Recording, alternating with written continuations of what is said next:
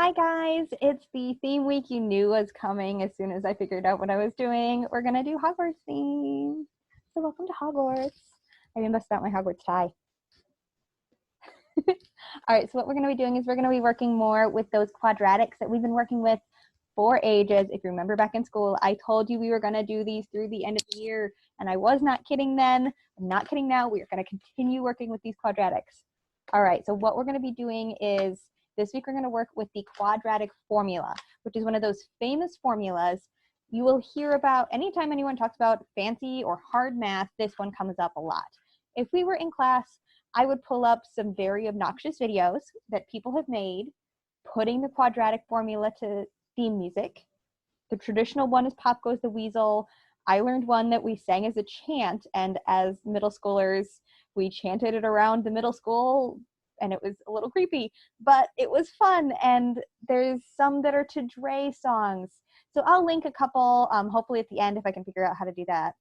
But so just ways to help us remember the quadratic formula. You do not have to have it memorized, all right? We would have given it to you on a formula sheet for finals if we were giving you a final this year. But I don't think they have it as a reference for the homework, so I recommend writing it down. So what I'm going to do is I'm going to share my screen. I'm going to talk you through some things that we need to know before we start with the quadratic formula, and then we're going to do one practice one in this video. So let me share my screen. All right. So some things to remember with our quadratic formula. It has to be in standard form, or we will get our letters off. That's been true the whole time we've been doing solving. Ever since we started doing our X-frame and our factoring, things were in standard form. So this is just something I wanted us to clarify. This means our biggest, oops, helps if I have a pen. So our biggest exponents first.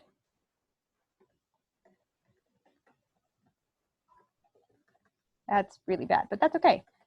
Biggest exponents first. And it has to be set equal to 0. There are some in the homework and in the text that they'll show examples of that they're kind of trying to trick you where they're not equal to 0. You have to solve it so that it equals 0 before you can do the quadratic formula.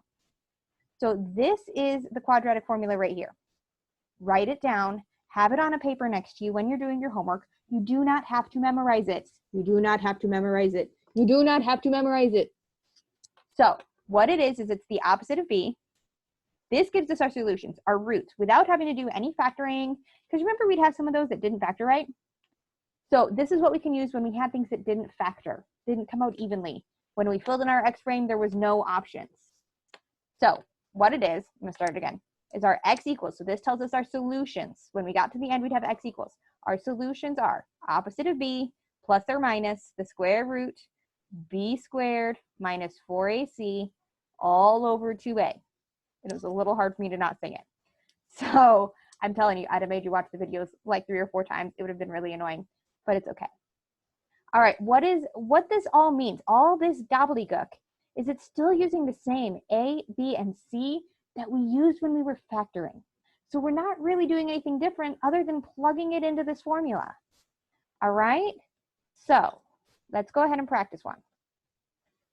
So I've got up here the formula, which may or may not be directly behind my face. So have it written down, write it down. That'll fix any of the issues with that. What we're going to do is we're going to come over here to this equation. This is example 1 from the textbook, where we're going to have a, b, and c. I recommend you label them every time. It will help. So a is this positive 2. B is this negative 5.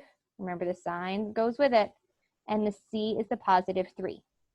So all we're going to do with these 3 pieces of information is plug it into the formula. And it's going to look a little cray, but that's okay. We can get through this. So copy down. So we have our x equals opposite of, and I have different color markers for this, and it's going to take me a little time to change colors on this stuff, but we'll get through it. So the opposite of negative 5, so that's our b, plus or minus the square root. I'm just going to do all of our structures right here. Boop. And our 2 is going to be here.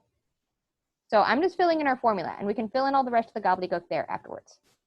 So I'm going to do this one yellow. So our a is going to be here. Droop, droop, and here. You can do it in pieces like this if you want to. I'm really sorry. I wish I had different markers that would let me do this on the screen in real time and have it wind up doing our color coding thing that we're doing. So what I'm going to do is whenever we plug things in, just like we've been doing. So -5. Oh, let me grab my blue again because I missed a piece. So -5 squared, and then I put my parentheses around my purple. All right. I know this is kind of gobbledygooky. So what this says is I took my -5, and that one's in our red down here, and I plugged it in. And I put our -5 in for this B here. I took our 2, the A, and put it over here, 4A, and then we put our C over here, C, all over 2A. Now it's all numbers. It's just order of operations. So what we need to deal with first is this bit under the radical sign. It is called, it has a special name. It's called the discriminant. And if you read in the textbook, it will talk about the discriminant and things you can learn from it. We're not going to go through that right now with kind of our shortened e-learning situation, but that's a word that you will hear again. What the discriminant is this bit under here. And all it means we do is we're going to start with that. So order of operations means we do our exponent first. So PEMDAS, remember that? Well, there's nothing we can simplify in the parentheses. So next thing is we're going to take this -5 squared. So I'm going to put my square root down here. Our -5 squared, -5 times -5 gives us a positive 25 minus 4 times 2 times 3. So 4 times 3 gives us 12, times 2 gives us 24. And then everything else comes down. Let's simplify this a little. Negative, or opposite of -5 is going to be a positive 5, plus and minus, all over 2 times 2 gives us 4. So it's a little better now. Now I'm going to run out of space if I keep writing this big. All right, so now I'm going to come up over here. Draw on a wall. There we go. All right, so we're still going to have our 5 and that plus or minus, but now we can simplify what's inside the radical. The 25 minus 24 gives us the square root of 1 over 4. Well, now that looks a whole lot better. What is the square root of 1? We've done square roots of 1. Square root of 1, let's see, let's go white. It's going to be 1. So now we have 5 plus or minus 1 over 4. Now we're back to what we did with absolute value kind of stuff. We used this plus or minus when we did things like absolute values or when we did solving by square roots a couple weeks ago. So what we're going to do is we're going to split this. And we're going to have 5 plus 1 over 4. And we're going to have 5 minus 1 over 4. Which is going to give me stuff that's off screen, but I will go to the side. So now we're going to go this way. So 5 plus 1 is going to give us 6 over 4, which will simplify down to 3 over 2. And then if we go this way, boop, boop, boop, 5 minus 1 is going to give us 4 over 4, which is really 1. Oh, no. Well, there's a little preview of the next one. There we go. Yeah, there we go. There's a 1. I got it in. So take your time. Write the formula down. Have it with you. You don't have to memorize it. I said that a bunch of times. Do not try and memorize it. It'll be too much. And then things will get wonky. So copy it down. Have it with you. Fill it in. Go through it, order of operations. Take your time. This has a lot of pieces in it. All right, so all of this stuff has a lot of pieces. Take your time. Have a piece of paper or a dry erase board if you have it. If you don't, have a screen protector. Like if you have a page protector, you can put a piece of paper in there, and then you can use that like a dry erase board if you have dry erase markers. So, or just grab a piece of scrap paper. Grab paper out of your notebook and work on that. Once again, email me if you have any questions. I'm going to do another video with an example of the word problem because there is one word problem on your homework and it's a little weird. So I want to do the example that covers the same information. So as always, take care of yourselves. I miss you.